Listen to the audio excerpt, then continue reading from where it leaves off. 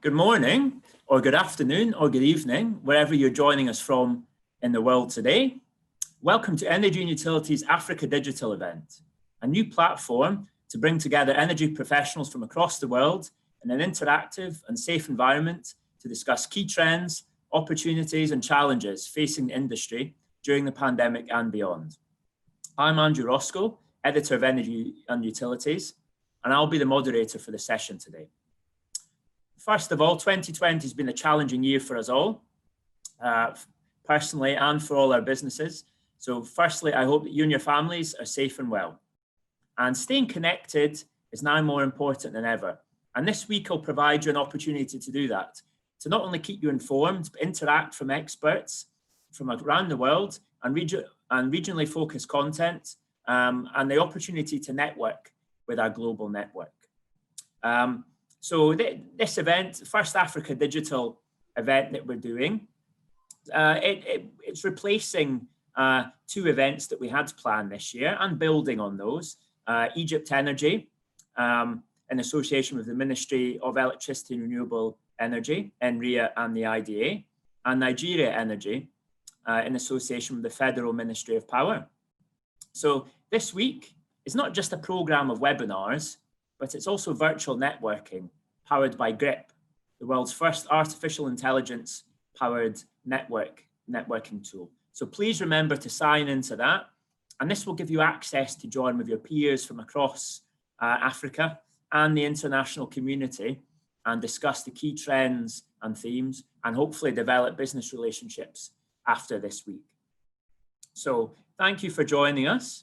The theme of the Africa Digital event is making electricity available to all, with government, private sector and international financial institutions joining energy and utilities for a series of webinars to discuss the successes and failures of electrification across the continent to date and sharing lessons learned to support future development. A core part of meeting electricity demand across Africa will come from renewable energy.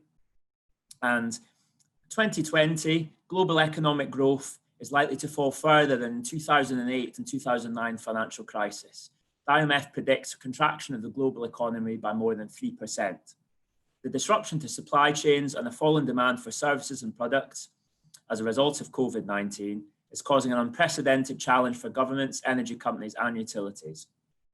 Africa is obviously not immune to this. However, while the impact of COVID-19 has created only short-term challenges, it's also providing an opportunity for the public and private sectors to prioritise sustainable policies and renewable energy development programmes for the future. The integration of renewables into grids and the role of solar energy for rural off-grid areas will form a key part of the debate today and over the next 2 days.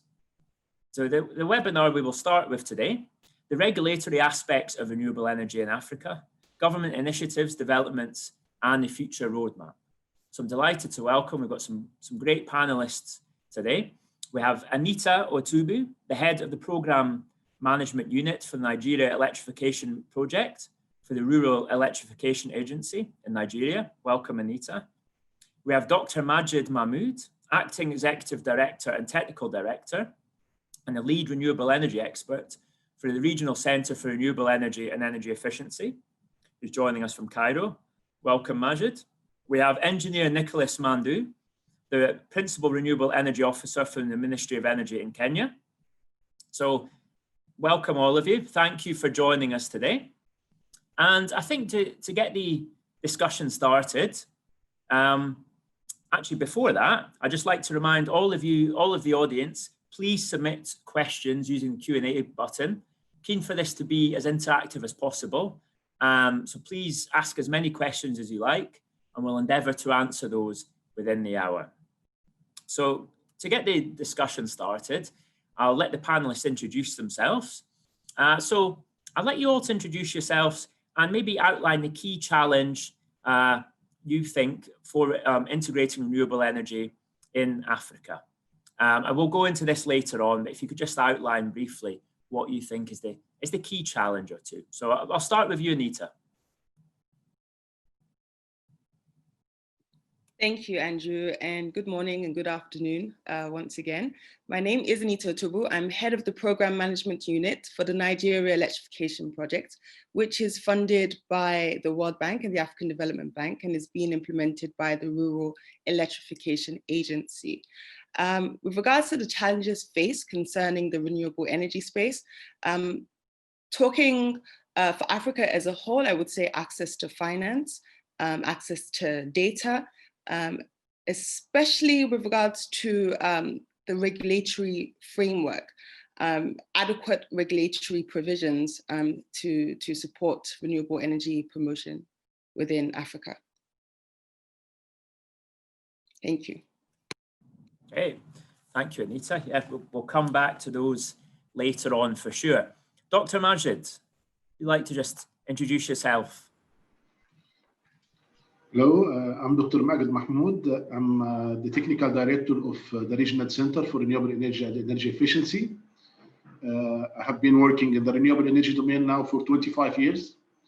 I never left it. It's my core specialization. And in my capacity at RCRE, we serve 17 Arab countries, including all North African countries, Egypt, Libya, Tunisia, Algeria, Morocco, Mauritania, and also we are serving Sudan, Somalia, and Djibouti. So have a different set of countries that we are working closely with.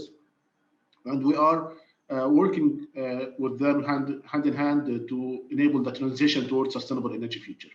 Of course, the challenges are identified. There are a lot, yes, but they are identified. And among the most important challenges are the appetite to private investments to engage in the business. And this would require a lot of issues, starting from the political commitment, of course, within the country, a proven political commitment. Then, as Anita highlighted, the part related to the regulations and de-risking of investments, and also the readiness of the infrastructure in the countries, and many other factors that I assume would shed the light on later on. So it's a pleasure being with you, and it's a pleasure also reflecting the North African, I would say, and also Egyptian experience in this area. Thank you. Thank you, Majid. And Nicholas, if you'd just like to introduce yourself. Thank you, Andrew. My name is Engineer Nicholas Maundu, and I work with the Ministry of Energy, Kenya. I'm the Principal Renewable Energy Officer. Basically, we are in charge of the energy policy and preparation of the roadmap for the energy sector within Kenya. And I think one of the challenges facing renewable energies in Africa is the government, the support from the government, the initiatives. Because without that support, in as much as the technocrats come up with ideas on how to implement some of these projects, then it becomes a challenge. Also, my other concern as a technical person is basically the integration of renewable energies into our small grid systems, which demands that we invest much more to ensure that we can meet the intermittencies. So these are some of the challenges which, to me, I feel are weighty in the sector. Thank you. Okay. Thank you, Nicholas. And that's an interesting point there. We've heard already from the panelists about seeking private investment is obviously crucial. Obviously, support from government too. So it's about how these two can partner together, how we can get the government and the private sector to work together, and the private sector to be comfortable investing in projects and renewable energy projects in Africa. So I think to start, we're talking about, we'll get started with that, the role of government and how important that is. So Majid, you're covering the sort of focusing on the mainly the North African market and the East African market, based in Cairo. I know Egypt's renewable energy program well. I've been to Egypt a number of times to discuss the projects there, and it's quite interesting. In Egypt, you have, in terms of the mechanisms the government's implemented for renewable energy, you have large-scale utility projects that the government is awarding contracts to established developers, much like the model they're using in the Gulf here in Dubai. But there's also a feed-in tariff program, smaller projects And that was open, and that's got a much wider range of developers, which in the end was quite successful, but it had a few teething problems in the beginning. And then they learned, there was lessons learned from the first round to the second round. So Majid, from your point of view, I mean, obviously a government sets targets. It will set a target, say we want 25% of renewable energy to come from renewables by 2025 or 20. That's the easy part. When it comes to, in terms of the regulation, I mean, what do you think is critical? Is it the mechanisms, so the models? Do they need to choose a feed-in tariff program or an IPP model? How do they go about doing that? Do they rely on international advisors? Do they speak to developers? How can the government decide which is the best way to turn this target into actual projects and deliverables? Well, thank you very much. This is a very interesting question.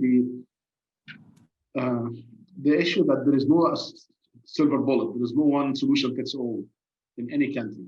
And this applies also to Egypt and the Arab countries, the North African countries. When we started, I would recall that I was working at that time at the Egyptian New and Renewable Energy Authority, NEREA, which is responsible for developing the renewable energy sector in Egypt. And we have inspected most of the mechanisms and the policy instruments adopted worldwide, such as a feed-in tariff, the competitive bids, net metering, even the fiscal incentives, tax incentives, and so on, customs. And what we have found at that time, that we have two mechanisms that can work, in fact, quickly in Egypt, fast enough to attract investments. And these were competitive bids together with a feed-in tariff. And then for decentralized solutions, we introduced a concept of net metering. And this has been based on several factors. First of all, the readiness of the grid in specific locations that are already allocated for the development of the projects. Meaning that at that time, the New and Renewable Energy Authority took on their shoulders the permission of using the land or utilizing the land to be for wind energy project and solar energy projects. If you can imagine, more than 7,000 square kilometers were allocated for renewable energy projects. And this area has been tested, I would say inspected for the environmental impact assessment, the readiness of the grid around the suitability for different technology. For example, those land with high slope were not suitable for CSP technology. So they are better for other technology, where you have high wind regimes and where you have good solar installations. The proximity to the grid and having areas, for example, that are not used for other purposes, like they are not, for example, preserved area for the environment or used for oil extraction and so on. So once you have identified the best location, this is a zoning exercise. We call it the zoning exercise.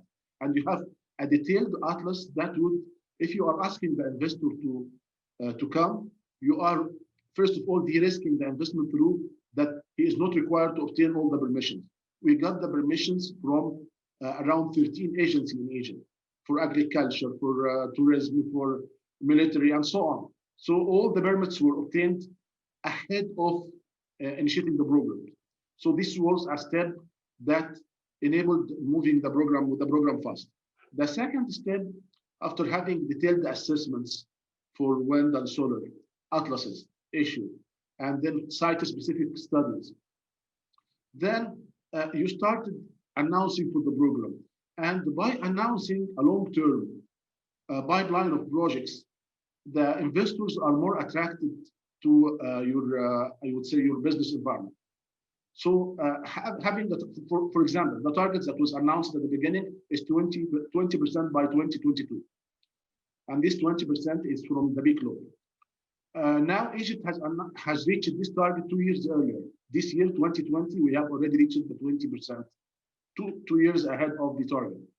So this somehow showcases that you have a realistic target that you can develop. And then the commitment from the utility. Without the support of the utilities to purchase the electricity at a preferential price, then you would never have got the interest of the investor. And this is linked also to a good track record countrywide, that we have already IPP projects from conventional sector, so you are always guaranteeing the payment. Besides that, you provided some sort of a guarantee scheme that is sovereign guarantees for the investor that ensure them that they will get their money through the lifetime of the project with the PPA, the power purchase agreement, for 20 to 25 years. So adding all this together, made the first call for the bids. For example, we had more than 130 applications. You know that, for example, for the feed-in tariff, we have right now 32 investors of different project sizes that are working in Bimban, operational already, the largest solar, I would say, complex, because there are 32 projects there in the wallet, in fact, right now, 1,500 almost megawatts. So what we are saying here, that you build the way through a set of issues. But the most important part was the legal framework. Egypt announced a renewable energy law, which allows for the mechanisms to be applied through a legal and regulatory framework. And then through this law, the mechanisms were adopted: bidding, feed-in tariff, even net metering, and even green certificates were allowed there. So this is the overall framework. And then we had a detailed plan for the feed-in tariff, how it will be applied, the composition of the feed-in tariff, the structure, how it will be applied for solar and how it will be applied for wind. What if the sites are different in the wind regime, and so on. So in theory, the program was very attractive. We had a very good price at the beginning. And to summarize for the audience, feed-in tariff is the best if you are introducing the concept to the market. If you would like to attract investors in a short time. But given that you are in fact offering a high price, this is a burden to the utility. And then the second phase after the introduction is to go immediately into competitive bids, which will give you a better prices, a competitive market for the electricity. But at the beginning, if you would like to address the investors and attract them, you would give a preferential price. And this is what happened in Egypt. If you'd like me to elaborate more, I can elaborate more, of course, but I'd like to give the floor to other panelists, co-panelists. Sure. Yes. Great. Thank you for that, Majid. We'll come back to you shortly for more information on that. But yes, a lot of interesting points you've raised there about how the legal framework and the regulatory framework was key in letting the program flourish. Anita, turn to you now. I guess, you know, as the listeners will all know, it's an African digital event, but obviously Africa is a massive area, and different countries have different priorities and different models, economic circumstances, and ways of doing things. So I guess by the very nature of your position, you're looking at rural areas and sort of off-grid areas. And it'd be great to get your insight into, I guess, in Nigeria, does it have a national renewable energy target? And if so, the rural projects and program you're working on, how's that woven into the national program? Because I guess it's important that any off-grid programs should be woven into the sort of the national policy. If you could tell us a bit more about it, that would be very interesting. Thank you, Andrew, for that question. First of all, just to provide some context, Nigeria has about 49% of the country electrified. So there is definitely an energy access gap within the country. I did mention a challenge earlier as being, having an adequate regulatory framework. But what I must say in Nigeria is that we actually have a robust regulatory framework. And this was somewhat started with our policies. So firstly, with regards to the renewable energy space, the most important policy would be that of the National Renewable Energy and Energy Efficiency Policy, so NREP for short. This essentially identified this gap and essentially said that there was need to supplement or complement the national grid with renewable energy sources, so off-grid power. In addition to this, we have our Electric Power Sector Reform Act, which established the Rural Electrification Agency, which I'm working under, as well as the regulatory Nigerian Electricity Regulatory Commission, which essentially embarks on projects, well, talking about REA, embarks on projects, renewable energy projects, towards bridging this gap. And NERC provides that enabling environment through various regulations, such as our mini-grid regulation, that allows for private sector participation and investment into this off-grid space, promoting essentially renewable energy. So as a result of this enabling environment as it concerns the regulatory framework, the Rural Electrification Agency was able to develop the Nigeria Electrification project. With this project, it was able to successfully secure a total of $550 million from the World Bank and the African Development Bank to embark upon supplying power to those in underserved and unserved rural communities through the provision of mini-grids, solar hybrid mini-grids, solar home systems, independent captive solar hybrid power plants, as well as solar hybrid containerized systems.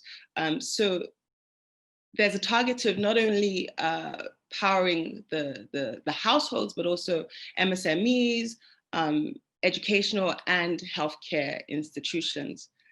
So I hope I've answered your question and not gone around it.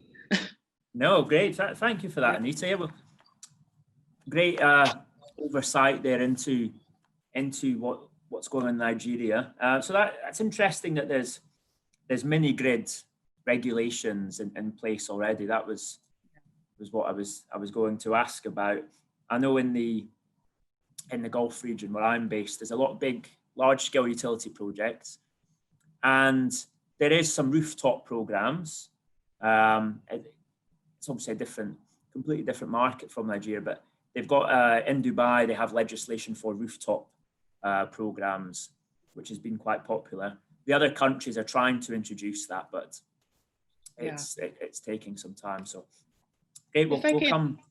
Yeah. If I can quickly add, with regards to rooftop programs, we do, under the Rural Electrification Agency, have what we call the Energizing Economies initiative, where we supply power to economic clusters. So in one of our largest markets in Kano, Sabongari market, we have adopted this solar rooftop sort of project there, where we've been able to connect over 4,000 of those shops with this sort of rooftop solar power. And yes, we may not necessarily have a specific sort of regulation for that type of project. However, the solution or the products are somewhat still regulated by the regulator. We essentially had to obtain a no objection from the regulator to embark upon this sort of project. Yeah. Great, well, 4,000 shops. Great, thank you, Anita. We'll come back to you shortly. Nicholas, it would be great to get your insight in Kenya. First of all, is there national targets for renewable energy there? And if so, how is the government going about implementing those? What mechanisms are in place in Kenya? Is it large-scale utility tenders? Is there off-grid or mini-grid regulations in place? So thank you very much, Andrew. In Kenya, we can say currently we have a robust program for implementation of off-grid solar systems. As I mentioned in another forum, we have a Kenya Off-Grid Solar Access Project, which is funded by the World Bank. And under this project, we are looking at the most deserving counties, which we say they are underserved, the lowest. So 14 of them, and we are intending to do mini grids in these areas. These are around 150 mini grids. To ensure that these communities are also served with the necessary needs like water, we are also doing over 400 borehole, basically equipping the boreholes with solar water pumping systems. so that we also minimize the cost of using the diesel-powered plants as we promote the use of renewable energies in Kenya. Of course, we have the feed-in tariff in Kenya, but we have not started operationalization of the same. And this came in courtesy of the Energy Act 2019. But we are still working on the regulations to ensure that it can actively be used for distributed generations and for home or rooftop solar systems. Of course, we had a program for last mile connectivity, which promoted our connection from our energy access from around 37% to currently around over 70%. And this means that we have more people who can access power currently as compared to before. Of the most important in our country is that we have a lot of geothermal power, and that in a day you will find that our energy mix gives us some days more than 90% of energy from renewable energies. Basically, most of it coming from geothermal power generations, as well as the hydros we have and the wind. So basically, we are on the path to 100% renewable energy in our country. I don't know whether I've covered those aspects. Okay, yes, thank you for that, Nicholas. 100% renewable energy, that's the way to go. Very impressive targets there. So, Nicholas and Anita, you both mentioned World Bank involvement there.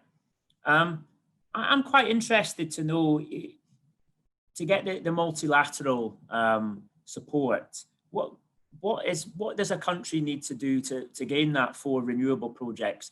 Do they need to show that they've got a regulatory environment in place before attracting the finance, or does the World Bank work with the country to help them to get the regulations in place to ensure that the money is well spent? Interesting to get some insight into that. Okay, unfortunately, the network was a bit bad, but if I understand you clearly, you wanted to find out the level of support that we were able to get from the bank in order to implement NEP. Is that correct? Yeah, the level of support, and also to garner, to get the support from the World Bank. What does the country need to do? So the World Bank's going to help with this many million for it. So I know, for example, the IMF, when it gives country loans, countries have to sometimes make reforms to the economy. Was there anything that the countries need to do first, or does the World Bank say, we'll help you with the policy? Okay, essentially having that legal framework on ground definitely helps out to ensure that such participation, private sector participation and investment is protected, right? So the fact that we had the Electric Power Sector Reform Act that I'd mentioned, that allows for private sector participation in the power sector, and the various regulations as well that allows for such developers to come in and build mini grids and the likes, and have captive solar hybrid power plants. That really, really did help.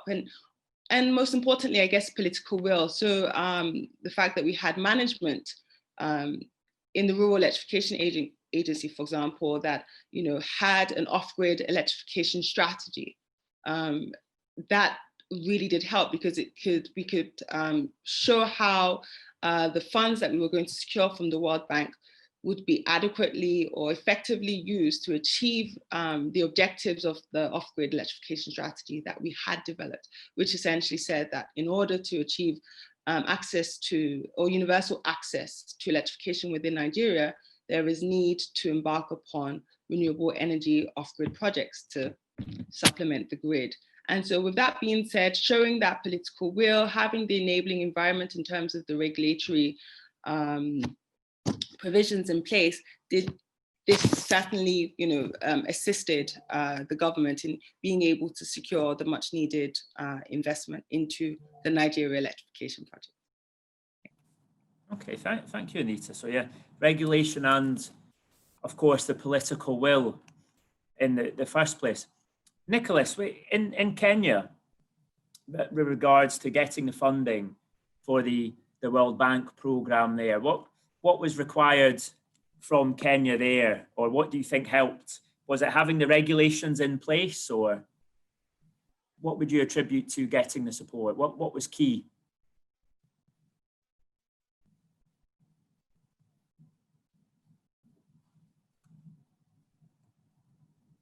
Hello? Oh, Nicholas, you there? Okay. Okay, I think you might Maybe, have. I think maybe if you we don't lost. mind, whilst we wait for Nicholas to try and join back in, if I could just quickly also add. Thank you very much. Communities. The gap.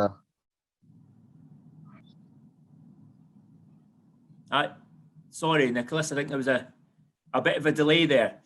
It was just Anita outlined what helped Nigeria gain the support from the World Bank. She said it was regulations, having regulations in place helped, and the political will with strategies already in place.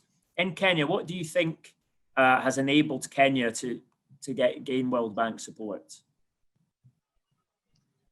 So in Kenya, the case is not different from Nigeria. Only that in our case, we had to set up a kind of a case that we had to show there is existence of a gap, a very big gap in Kenya that we could not manage with the national grid or extension of the grid to some of these areas. So once we did that, then we did a plan, a project plan, which showed the objectives on how to cover this and the best way out of it, basically where the grid was not one of the options. And then we had to show the regulations in place to ensure that there's going to be a quality and standard delivery of the projects, which we are going to implement, as well as the regulation framework taking care of the contracts. Then, of course, we had to show the socio-economic benefits of these projects to the communities. And this is very important to the World Bank. It is one of the important factors when you go to request for financing for the projects. Then we had to show a roadmap on sustainability of these off-grid projects. You know, the productive use of energy, how we are going to ensure that we are not going to incur more cost in maintaining the same. So basically, these were the key things for our plot to get the financing from the World Bank. Thank you. Thank you, Nicholas. So we heard from Anita already about regulation, political will. Nicholas outlined project plan, and you know, they had to outline the social economic benefits for the communities and the areas that would benefit. So that's been an interesting insight into what's required. Anita, were you going to add something there? Yes, I was also going to say, having also been able to develop projects of your own as well. So the fact that we had already developed captive solar hybrid power plants for federal universities. At the moment, we have 7 in place, which was fully funded by the federal government of Nigeria. The fact that we were able to show that we could embark upon this project, conceptualize it, develop it, and operate and maintain it. This was obviously also helpful in somewhat proving to the bank that we were really, willing to scale up such projects across the country. Thanks. Okay, great. So having that federal support and initial investment in place helped get garner further investment. Okay, great. Thank you. A couple of questions. Nigeria. Sorry, yes. Nigeria, yes. Sorry. Thank you, Anita. Majid, so we've heard there about World Bank funding for solar energy programs in Kenya and Nigeria. In Egypt, for the feed-in tariff program, the support of the multilateral institutions was important.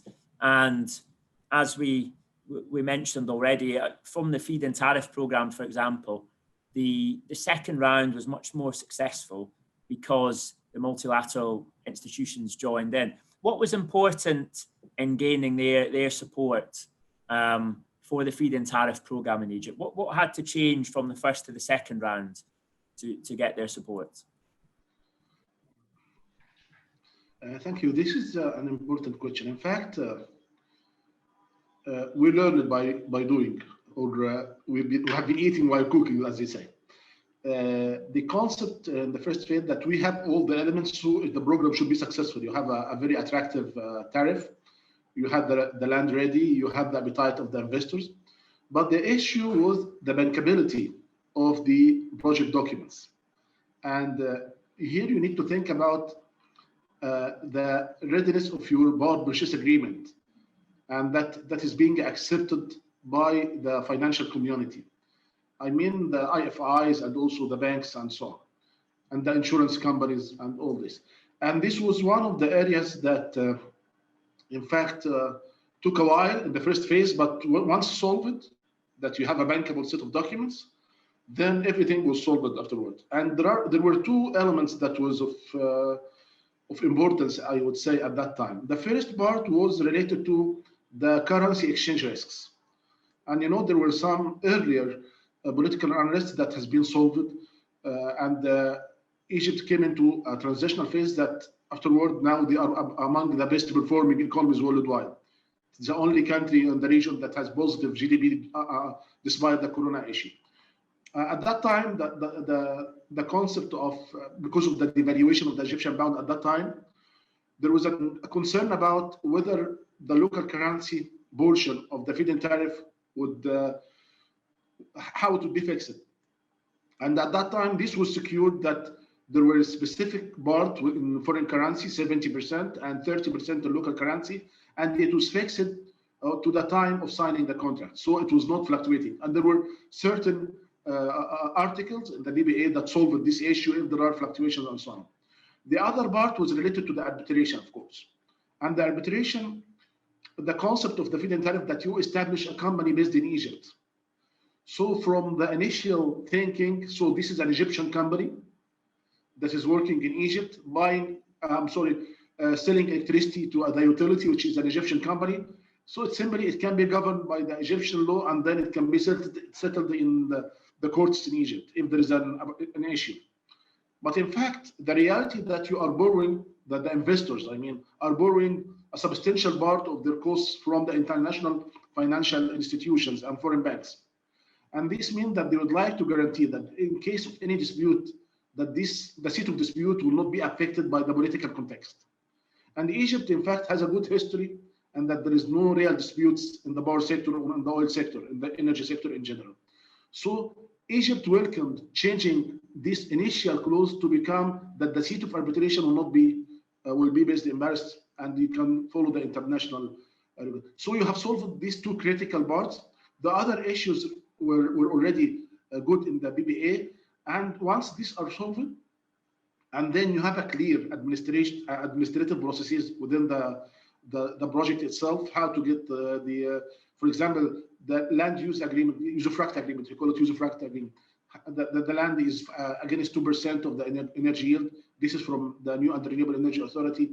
The permissions from the investment authority were granted easily, and so on. Once all the elements are settled, then the second phase moved very fast, faster than the first phase, and the issues were solved. It's all about, the keywords here are de-risking the investments.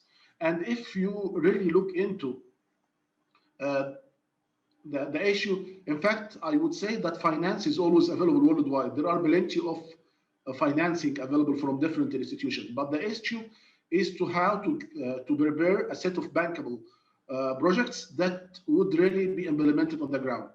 And when you look into the set of risks that are there, they are financial, access to finance through these bankable documents, collateral, of course, and the guarantees associated with these sovereign guarantees, letter of credits, and so on. And then the market risks related to the quality of component, the availability of local components. If you are targeting, like Morocco, for example, they are targeting a local content clauses in their contracts. So you need to look into the local market and to establish your own factories there. The quality of the resources, of course, you need to select the best resources available. And also the issues related to the business viability. And here I'm stressing again on the concept of that you are relying, shortlisting the best performance in the markets, the top 10 companies, the top 10, 20, not to get, we are not guinea pigs, in fact, in Africa. We need to use technologies that are really matured, and they can serve for 20, 25 years at least to serve our communities. And then another issue was the environmental consideration. And the environmental consideration was really critical because, for example, if you are establishing a wind project, it is typically when you have wind, you have bird migration. And when you have bird migration, you have issues that you need to shut down the wind turbines during the seasons of the bird migration. And then Egypt came up with an innovative concept. I'm proud that we created the Regional Center for Renewable Energy was a part, in fact, was an innovator of the concept that ensured that there is a minimum loss of energy and minimum loss of birds because of the operation of the wind farms. And this was a cumulative program. All 3,000 megawatts are being operated without any death in the birds right now, all year round. Another part on the issue of, and this we have seen, for example, in countries like Lebanon, the concept of having the machinery, the cranes, and so on, the roads available to allow for the installations of the systems. Unless you plan for this from the early beginning, then you might face an issue of increased prices because you need to supply the equipments, the cranes, the cars that are needed to transport the system. And this was also solved because we have internally in Egypt, I mean locally, the concept. So it's all about de-risking financial, market, resource, environmental, the socio-economic impact. I give you an example. The Bimbam project, during the installation of the project, 10,000 job opportunities were created. 10,000 job opportunity. And you can imagine that this injected $2 billion US as foreign direct investments in Egypt in the year 2018. $2 billion US. So you can imagine the size of the, I would say, the impact, the socio-economic impact on the country.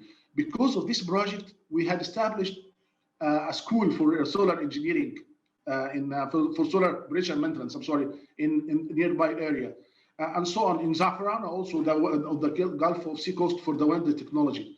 So we are speaking about legal framework, regulatory framework, tariff framework, contractual framework, and supplementary frameworks regarding to the assessment, technology transfer, local content, and all these elements together.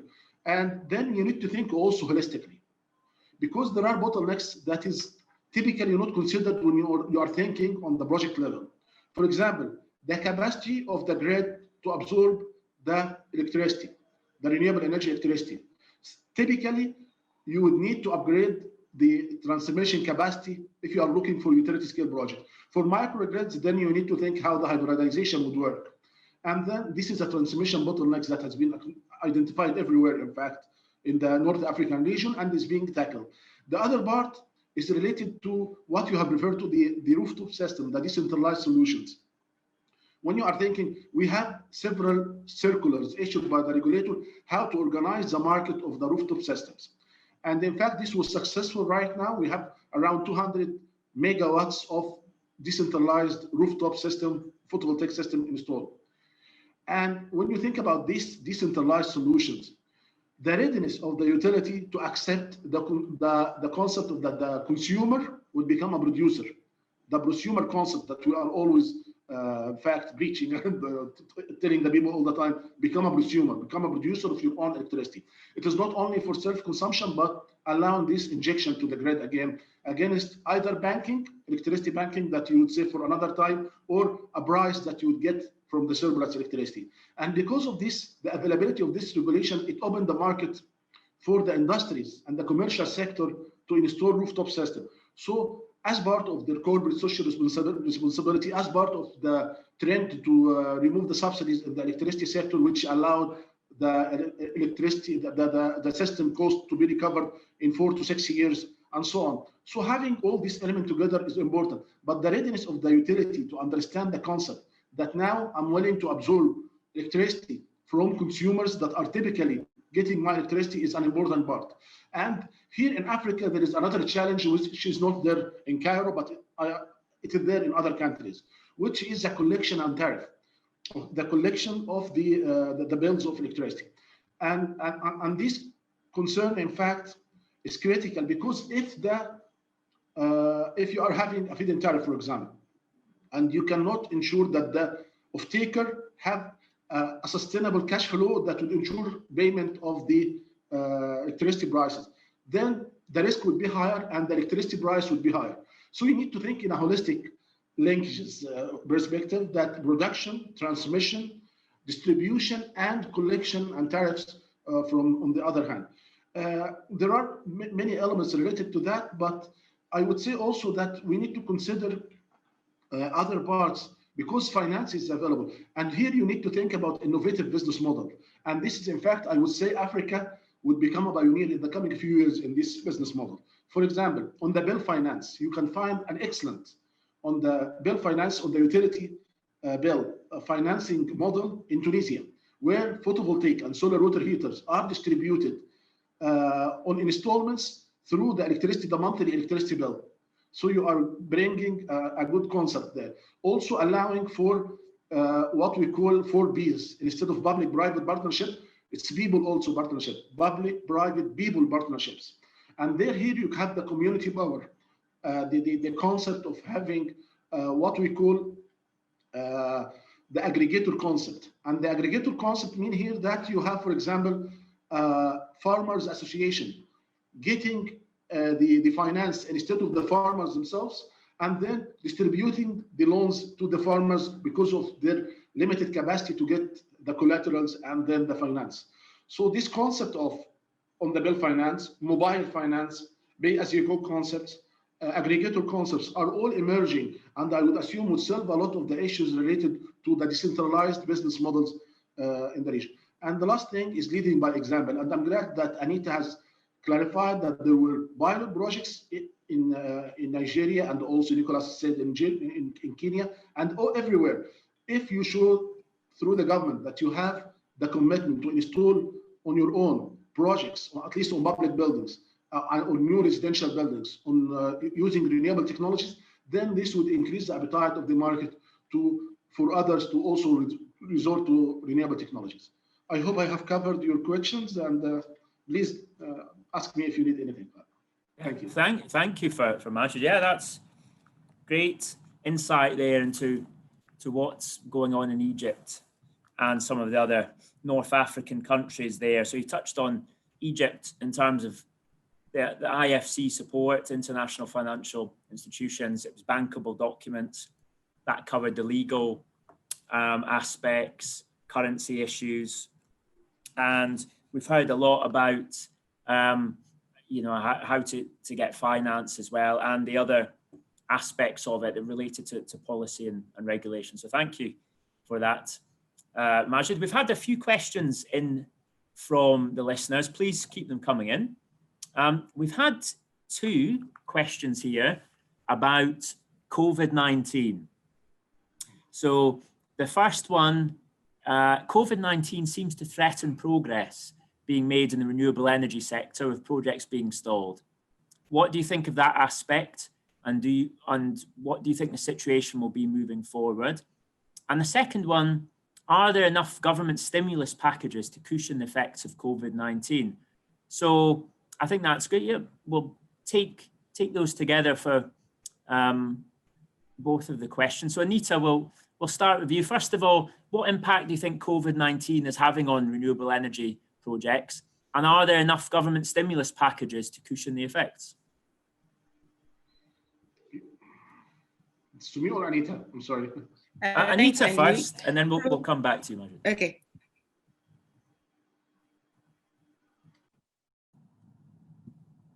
Okay, thanks, Andrew. So speaking with regards to the Nigeria Electrification project, it did certainly have a big effect in terms of our projects being delayed. Essentially, the mini-grid developers were unable to go to these sites because of movement restrictions that we had within the country. So subsequently, that there were issues with respect to meeting the timeframes, the deadlines that we put in place for them, with regards to the contracts we've entered into with the mini-grid developers. However, federal government, through Rural Electrification Agency, understanding this pandemic, the fact that it's affecting the entire world, or majority of the world, if not the entire world, provided some sort of how can I put it? We extended the contracts, for example, to allow for them to be able to meet their, well, not really to meet the deadlines because deadlines had passed, but to allow for them to continue with the projects and still be able to pay out the grant subsidies that we're providing under the NEP. In addition to somewhat combat COVID-19, especially because power is the mandate of the Rural Electrification Agency, we decided to channel or reallocate some of the funds we had for some of the projects under the Nigeria Electrification Project to what we call the COVID-19 and Beyond program. So we developed this COVID-19 and Beyond program where we are asking private sector companies to come in and deploy containerized solar hybrid systems to 100 isolation and treatment centers, as well as 400 primary healthcare centers. This is because, you know, in Nigeria, unfortunately, our healthcare facilities are inadequately powered.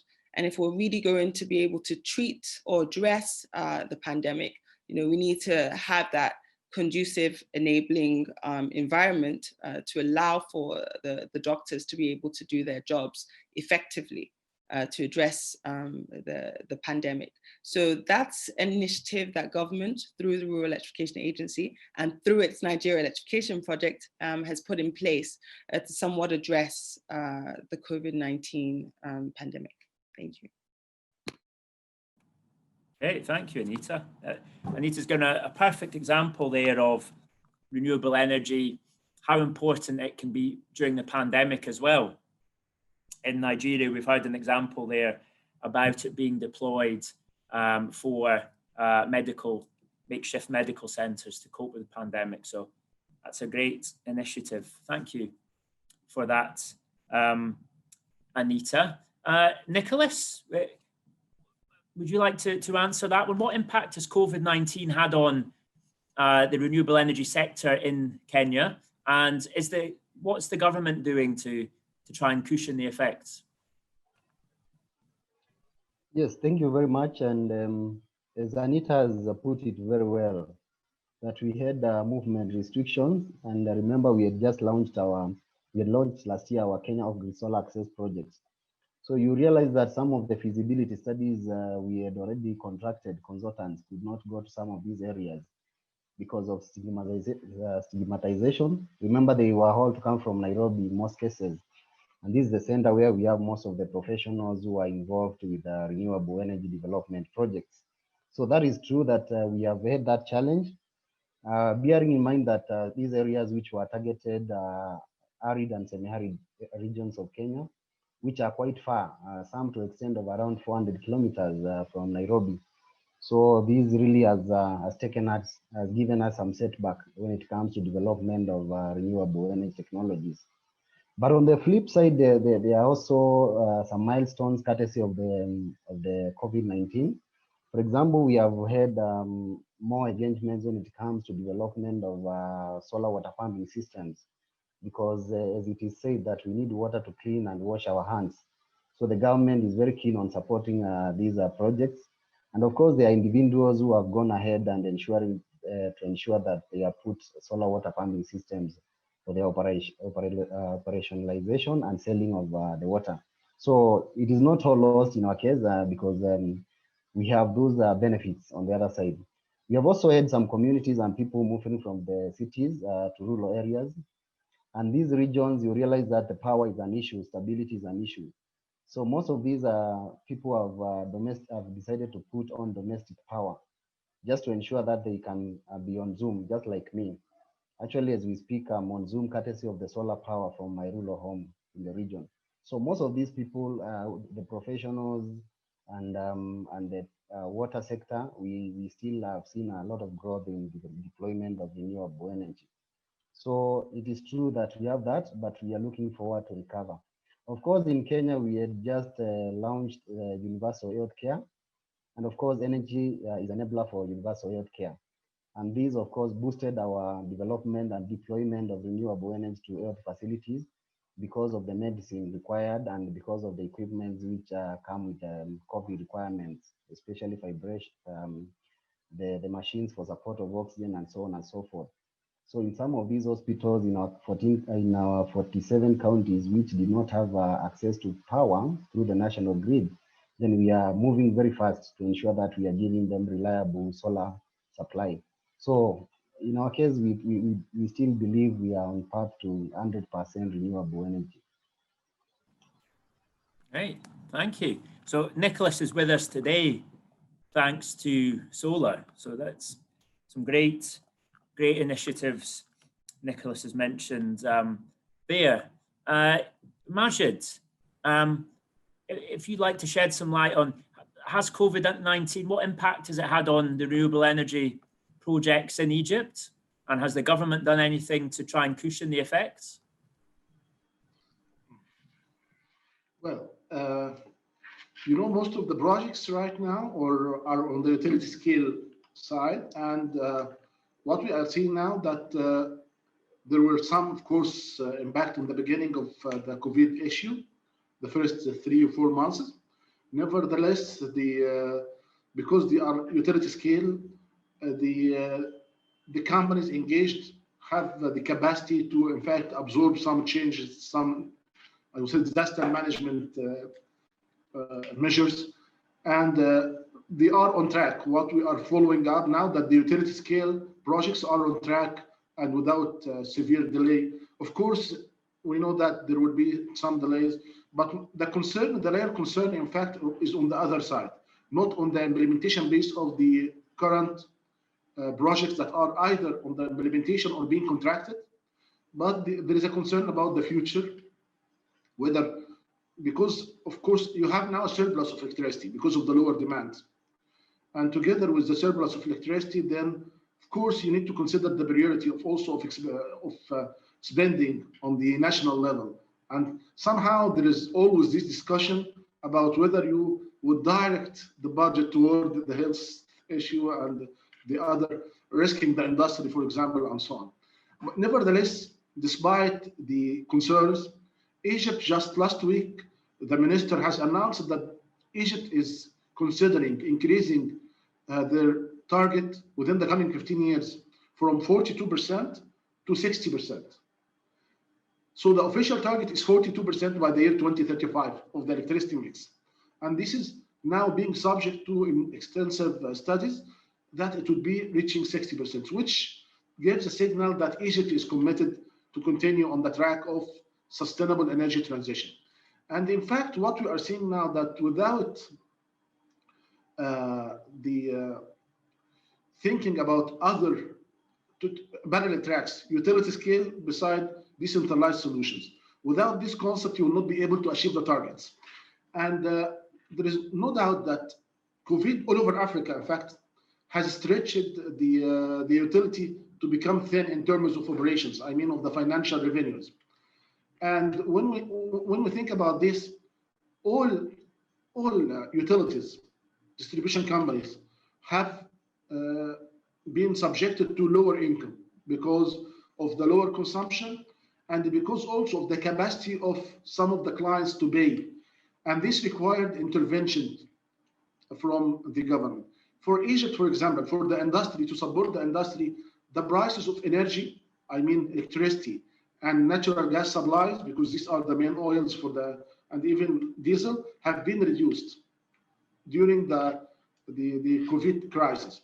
And also there were stimulus packages for example, the SMEs that gives them around 100 billion EGB to help them to try to accommodate for what is happening because of COVID, in fact. Financial mechanisms also are being offered with grant components, around 10 to 15% grant components, and low interest rates. So these are some of the measures adopted. Together with the commitment to have future projects, it's reflect that Egypt is very committed for the sustainable energy future. Also, there are some initiatives for relieving from debts interests for some clients, I would say, especially on the decentralized system. Suspension of creditor score blacklists in some sectors. Also, we cannot deny the importance of the international financial institution and development support to address the COVID issues. And in fact, without, I would say, this collaborative effort from all partners, without the engagements of the local banks, local communities, and so on, and the international financial institutions, and the climate change program, and the green climate funds, and so on, without this collaboration, in fact, we will not reach the new future that we aspire. We do not want to return to the status quo before COVID, in fact. We would like to use the opportunity of the crisis to move for a better future. And using the stimulus packages and the different measures adopted to move faster toward a green transition. And in fact, the transition in the digital transformation that we are witnessing, being, for example, today online for our conference, highlight that we can adapt very fast to the new technologies. And there is a new era that's coming to us. E-mobility would be a fact very soon. Green electricity is becoming cheaper and cheaper all the time, and so on. So this is a new reality that we need to shape together. And well, I think Majid, sorry to cut you off there. I think that's a great place to finish on. I think you raised some great points there. It's about partnerships working together. I think that's what we've heard from all of our panelists today. The discussion was entitled about regulatory environment for renewables in Africa. We've had lots of interesting aspects of what's going on in Nigeria, Kenya, and Egypt and North Africa. And there's common themes, although different markets are different. Partnerships, working together seems to be a common theme there. So whether it's the government and the private sector, as we heard from Anita, you've got the federal government, and then you've got other agencies working with the federal government. We've heard about the role of international financial institutions, how important that is. And I think what's been interesting, I mean, the theme of the week is providing electricity for all, but we've also heard electricity is vital for life, but there's other benefits of renewables. So we've heard about solar for water pumping. In Kenya, we've heard about solar heaters as well. So I think that's interesting. It's about providing electricity, which is vital for life, but also other vital services such as water and healthcare during the pandemic can be produced by renewables. There's lots more I'd like to ask you all, but unfortunately we've come to the end of the debate. So I would like to thank you all. I'd like to thank Anita Otubu from Nigeria. I'd like to thank Dr. Majid Mahmood from joining us from Cairo, and Engineer Nicholas Mandu joining us from the Ministry of Energy in Kenya. Thanks to all of you. Thank you to everybody for listening. There's another webinar this afternoon if you're interested in it, in the Africa Digital event. The one this afternoon is at 2 p.m. Central African time, promoting the integration of women in energy. So please join for that. And tomorrow we have some more discussions. I know I'm moderating a panel on finance, so that will build on some of the discussion today on regulation. I think we heard that the two key things for developing renewables is regulation and finance. So we'll build more on that tomorrow. But thank you to all of you. Thank you to all our listeners, and have a good day. Thanks, Ben. Thank you, and have a good day. Thank you. It was a pleasure being with you.